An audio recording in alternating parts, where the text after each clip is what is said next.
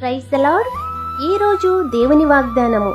అయితే అక్కడ నుండి నీ దేవుడైన యెహోవాను మీరు వెదకిన ఎడల నీ పూర్ణ హృదయముతోనూ నీ పూర్ణాత్మతోనూ వెదకినప్పుడు ఆయన నీకు ప్రత్యక్షమగును. ద్వితీయోపదేశకాండము 4వ అధ్యాయము 29వ వచనం. విశ్రాంతి దినమున మందిరానికి వెళ్తున్నారా? యెహోవా మీకు దొరుకు కాలమందు ఆయనను వెదకండి. ఆయన సమీపంలో ఉండగా ఆయనను వేడుకొనండి.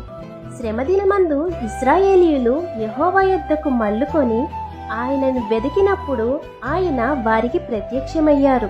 కాబట్టి నీ పూర్ణాత్మతో నీ పూర్ణ హృదయముతో యెహోవాను వెదికి ఆయనను సేవించిన ఎడల ఆయన మీకు ప్రత్యక్షమగుతారు.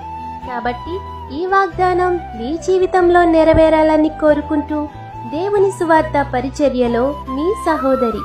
ఆమేన్. God bless you.